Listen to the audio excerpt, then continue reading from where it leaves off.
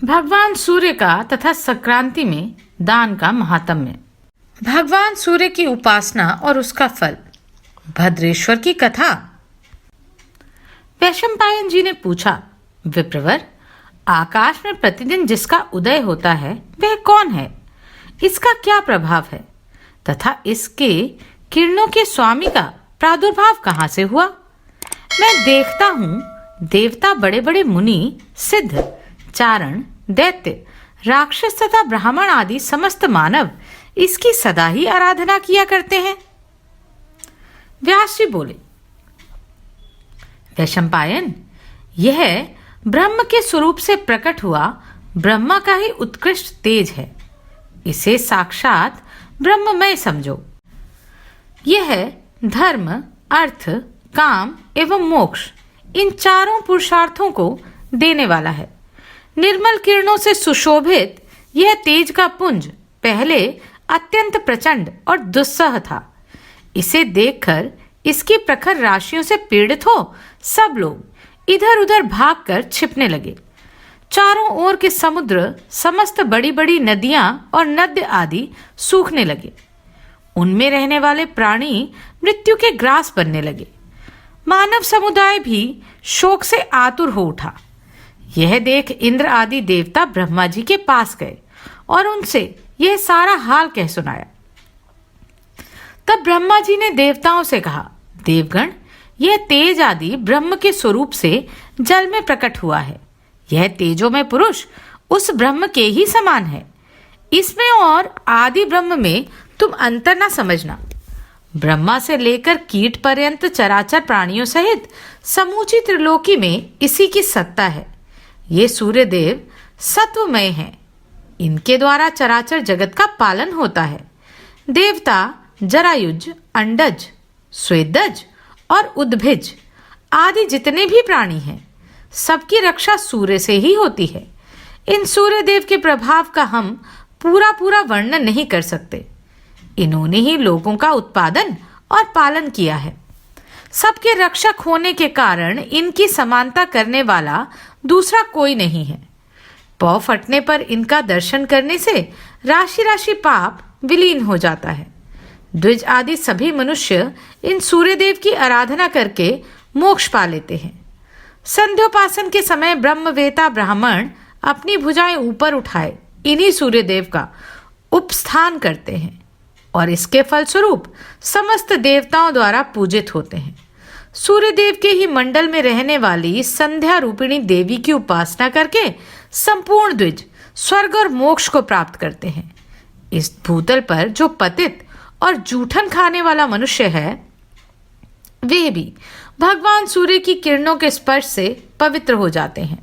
संध्या काल में सूर्य की उपासना करने मात्र से द्विज सारे पापों से शुद्ध हो जाता है। जो मनुष्य चांडाल, गौघाती, पतित, कोड़ी, महापातकी और उपपातकी के दीख जाने पर भगवान सूर्य की दर्शन करते हैं, वे भारी से भारी पाप से मुक्त हो पवित्र हो जाते हैं। सूर्य की उपासना करने मात्र से मनुष्य को सब रोगों से छुटकारा मिल जाता है। जो सूर्य की उपासना करते हैं वे इहलोक और परलोक में भी नेत्रहीन, दरिद्र, दुखी और शोकग्रस्त नहीं होते। श्री विष्णु और शिव आदि देवताओं के दर्शन सब लोगों को नहीं होते।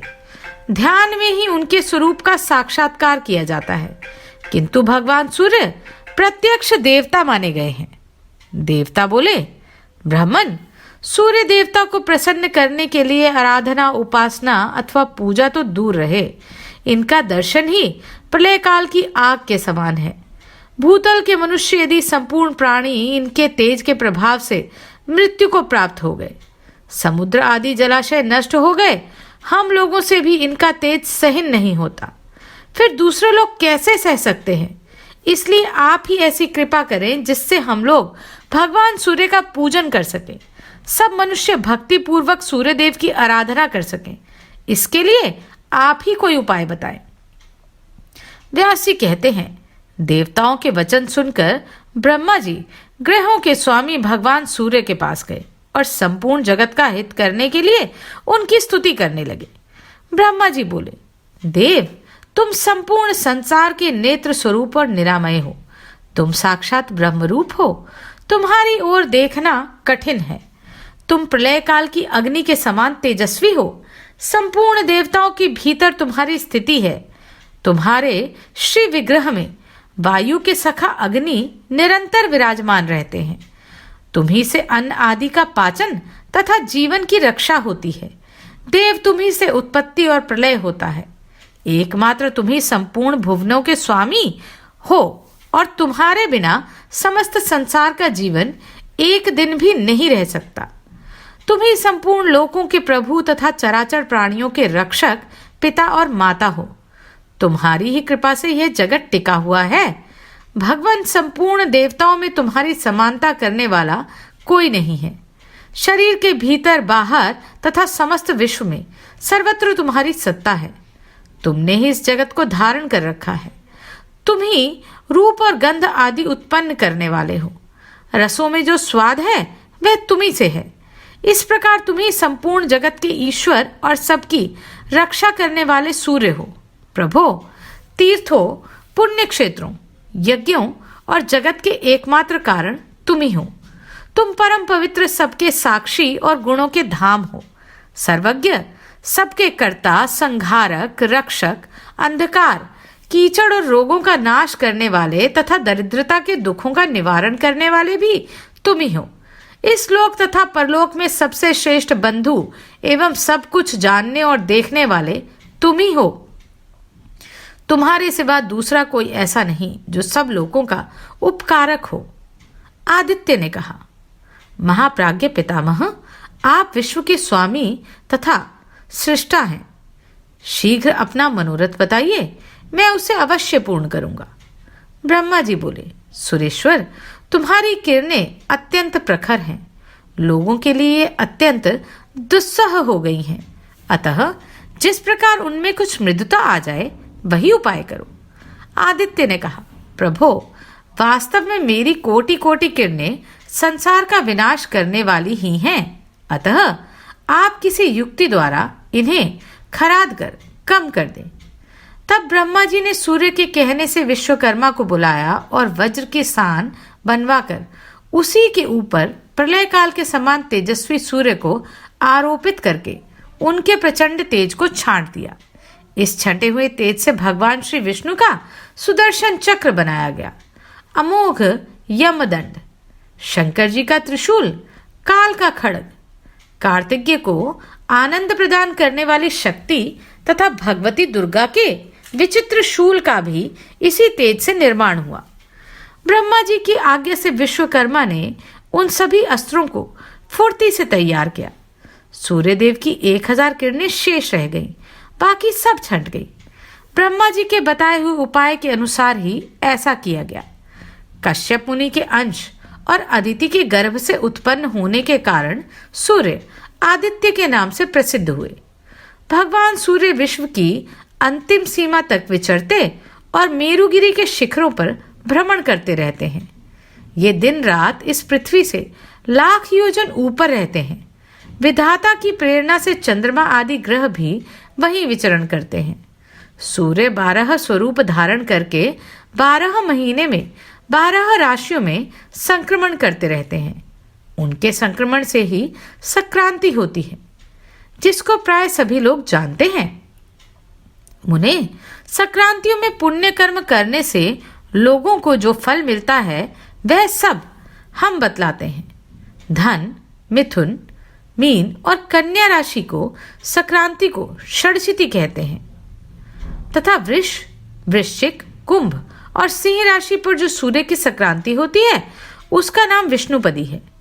षडशिति नाम की संक्रांति में किए हुए पुण्य कर्म का फल 86,000 गुना, विष्णुपति में लाख गुना और उत्तरायण या दक्षिणायन आरंभ होने के दिन कोटि कोटि गुना अधिक होता है।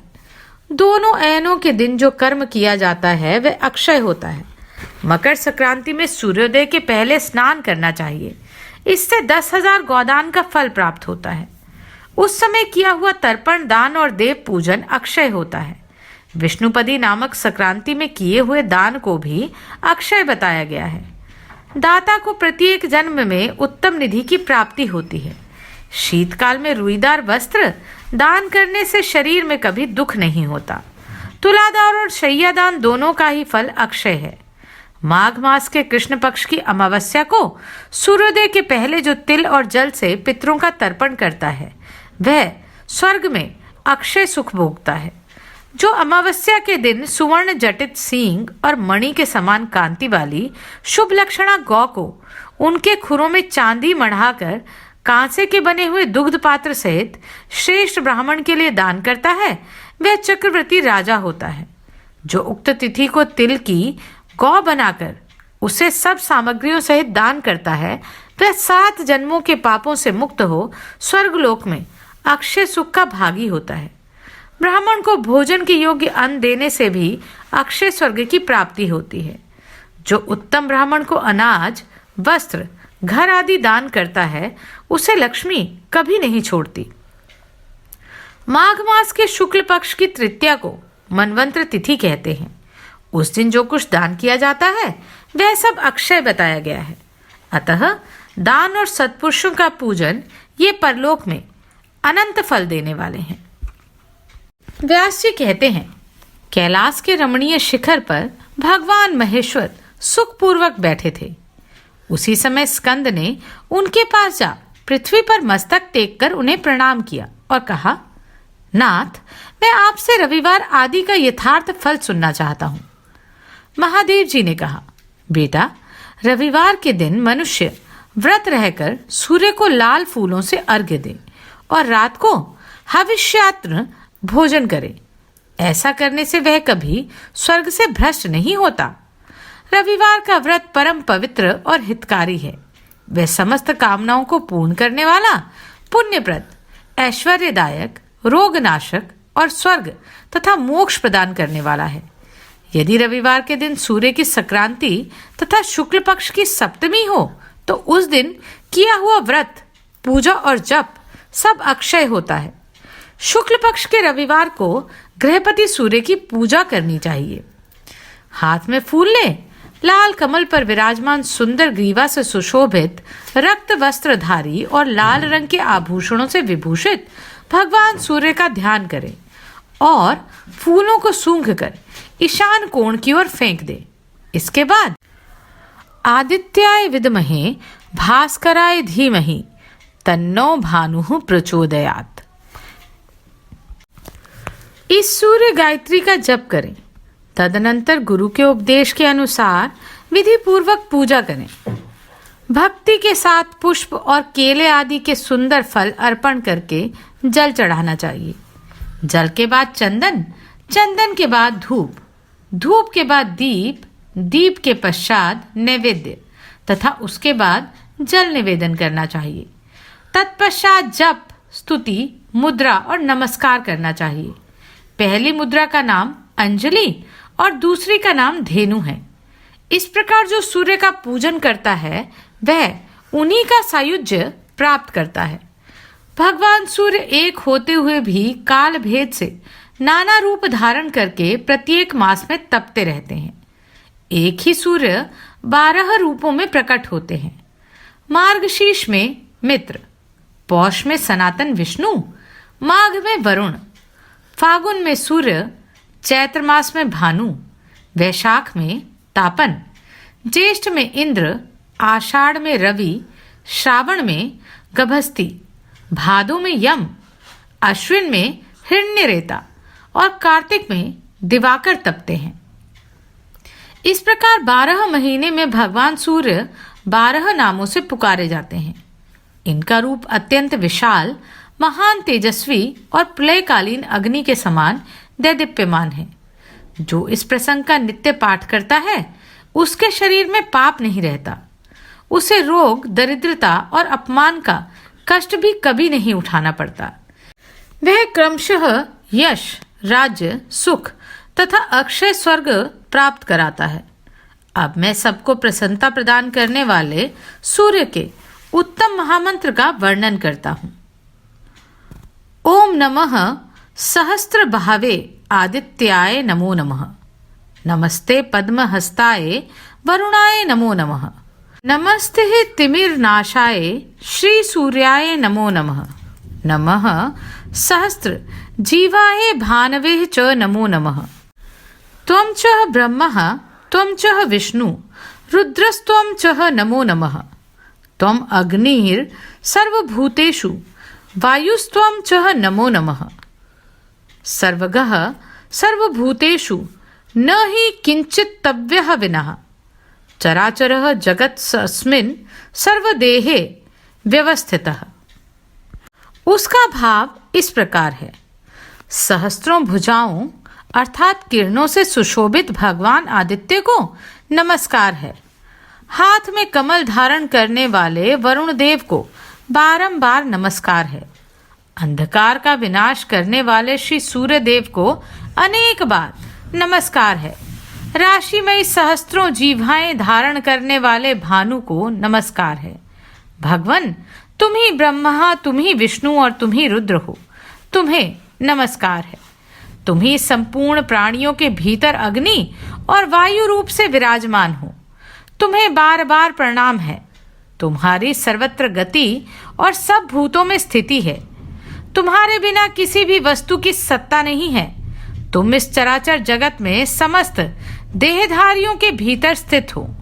इस मंत्र का जप करके मनुष्य अपने संपूर्ण अभिलषित पदार्थों तथा स्वर्ग आदि के भोग को प्राप्त करता है। आदित्य, भास्कर, सूर्य, अर्क, भानु, दिवाकर, सुवर्णरेता, मित्र, पूषा, त्वष्टा, स्वयंभू और तिमिर्राश ये सूर्य के 12 नाम बताए गए हैं।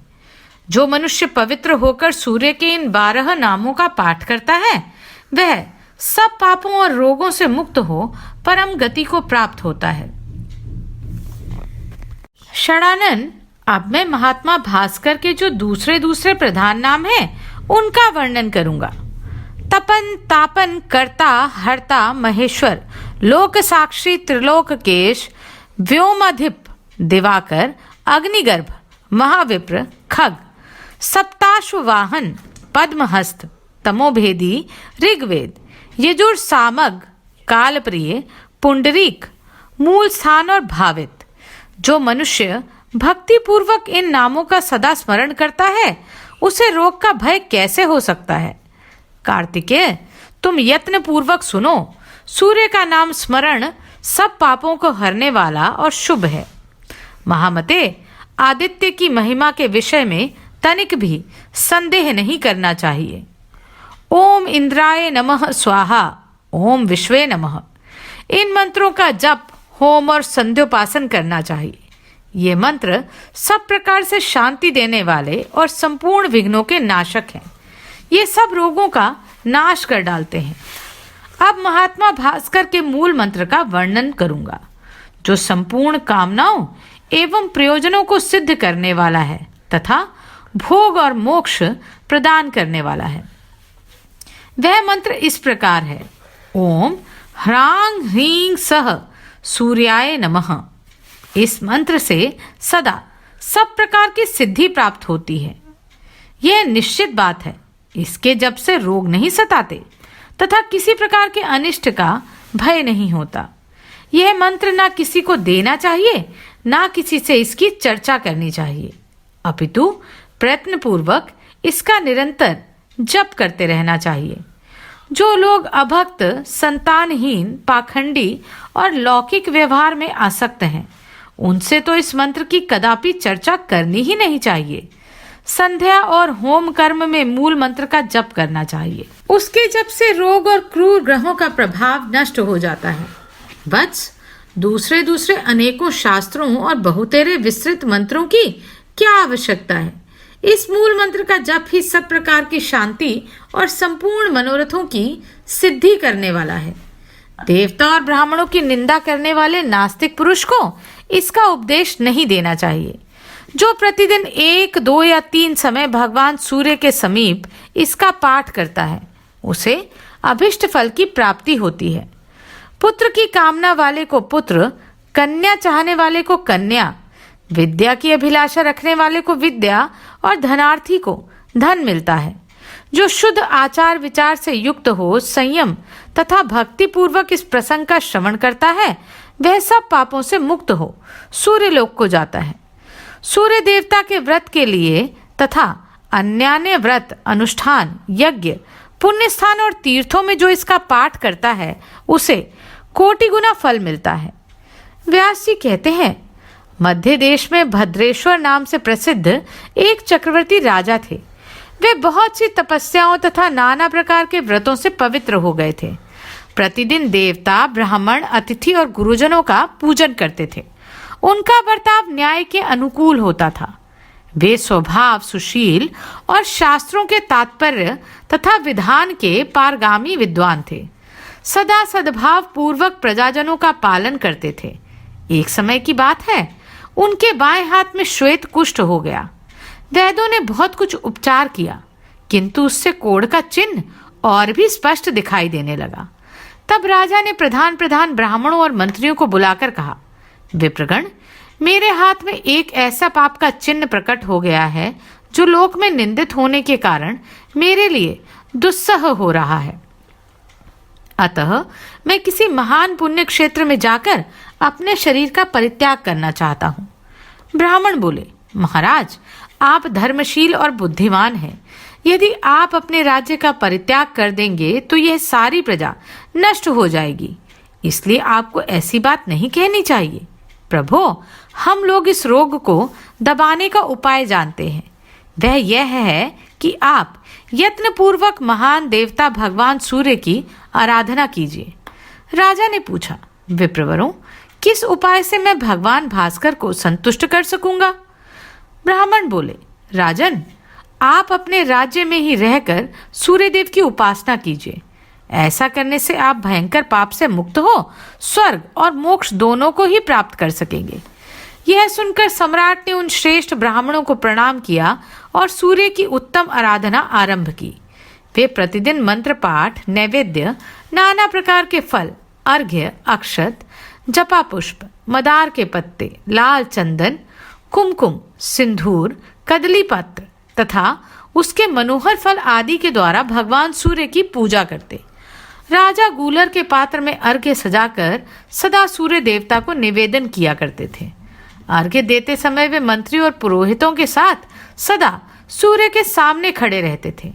उनके साथ आचार्य, रानियां, अंतपुर में रहने वाले रक्षक तथा उनकी पत्नियां, दासवर्ग तथा अन्य लोग भी रहा करते थे। वे सब लोग प्रतिदिन साथ ही साथ अर्घ्य देते। सूर्य देवता के अंगभूत जितने व्रत थे, उनका भी उन्होंने एकाग्रचित होकर अनुष्ठान किया। क्रमशः 1 वर्ष व्यतीत होने पर राजा का रोग दूर हो गया। इस प्रकार उस भयंकर रोग के नष्ट हो जाने पर राजा ने संपूर्ण जगत को अपने वश में करके सबके द्वारा प्रभात काल में सूर्य देवता का पूजन और व्रत कराना आरंभ किया। सब लोग कभी हविष्यान्न खाकर और कभी निराहार रहकर सूर्य देव का पूजन करते थे। इस प्रकार ब्राह्मण, क्षत्रिय और वैश्य, इन 3 वर्गों के द्वारा पूजित होकर भगवान सूर्य बहुत संतुष्ट हुए और कृपा पूर्वक राजा के पास आकर बोले, राजन, तुम्हारे मन में जिस वस्तु की इच्छा हो उसे वरदान के रूप में मांग लो। सेवकों और पुरुवासियों सहित तुम सब लोगों का हित करने के लिए मैं उपस्थित हुआ हूं। राजन ने कहा, सबको नेत्र प्रदान करने वाले भगवान, यदि आप मुझे अभिष्ट वरदान देना चाहते हैं तो ऐसी कृपा कीजिए कि हम सब लोग आपके पास रहकर ही सुखी हों। सूर्य बोले, राजन, तुम्हारे मंत्री, पुरोहित, ब्राह्मण, स्त्रियां तथा अन्य परिवार के लोग सभी शुद्ध होकर कल्प पर्यंत मेरे रमणीय धाम में निवास करेंगे। व्यास जी कहते हैं, यूं कहकर संसार को नेत्र प्रदान करने वाले भगवान सूर्य वहीं अंतर्ध्यान हो गए। तदनंतर राजा भद्रेश्वर अपने पुरवासियों सहित दिव्यलोक में आनंद का अनुभव करने लगे। वहां जो कीड़े मकोड़े आदि थे, वे भी पुत्र आदि के साथ प्रसन्नता पूर्वक स्वर्ग को सिधारे। इसी प्रकार राजा, ब्राह्मण, कठोर व्रतों का पालन करने वाले मुनि तथा क्षत्रिय आदि अन्य वर्ण सूर्य देवता के धाम में चले गए। जो मनुष्य पवित्रता पूर्वक इस प्रसंग का पाठ करता है, उसके सब पापों का नाश हो जाता है। तथा वे रुद्र की भांति इस पृथ्वी पर पूजित होता है। जो मानव संयम पूर्वक इसका श्रवण करता है उसे अभिष्ट फल की प्राप्ति होती है। इस अत्यंत गोपनीय रहस्य का भगवान सूर्य ने यमराज को उपदेश दिया था। भूमंडल पर जो व्यास के द्वारा ही इसका प्रचार हुआ है। ब्रह्मा जी कहते हैं, नारद, इस तरह नाना प्रकार के धर्मों का निर्णय सुनकर भगवान व्यास शम्याप्राश में चले गए। तुम भी इस तत्व को श्रद्धा पूर्वक जानकर सुख से विचरो और समयानुसार भगवान श्री विष्णु के सुयश का सानंद गान करते रहो। साथ ही जगत को धर्म का उपदेश देते हुए जगत गुरु भगवान को प्रसन्न करो। पुलस्त्य जी कहते हैं, भीष्म, ब्रह्मा जी के ऐसा कहने पर देवऋषि नारद मुनिवर श्री नारायण का दर्शन करने के लिए गंधमादन पर्वत पर बद्रिका आश्रम तीर्थ में चले गए। महाराज, इस प्रकार यह सारा सृष्टिखंड मैंने क्रमशः तुम्हें सुना दिया। यह संपूर्ण वेदार्थों का सार है। इसे सुनकर मनुष्य भगवान का सानिध्य प्राप्त करता है। यह परम पवित्र यश का निधान तथा पितरों को अत्यंत प्रिय है। यह देवताओं के लिए अमृत के समान मधुर तथा पापी पुरुषों को भी पुण्य प्रदान करने वाला है। जो मनुष्य ऋषियों के इस शुभ चरित्र का प्रतिदिन श्रवण करता है वह सब पापों से मुक्त हो स्वर्गलोक में प्रतिष्ठित होता है। सतयुग में तपस्या, त्रेता में ज्ञान, द्वापर में यज्ञ तथा कलयुग में एकमात्र दान की विशेष प्रशंसा की गई है। संपूर्ण दानों में भी समस्त भूतों को अभय देना यही सर्वोत्तम दान है। इससे बढ़कर दूसरा कोई दान नहीं है। तीर्थ और श्राद्ध के वर्णन से युक्त यह पुराण खंड कहा गया है। यह पुण्यजनक, पवित्र, आयुवर्धक और संपूर्ण पापों का नाशक है। जो मनुष्य इसका पाठ या श्रवण करता है वह श्री संपन्न होता है तथा सब पापों से मुक्त हो लक्ष्मी सहित भगवान श्री विष्णु को प्राप्त कर लेता है।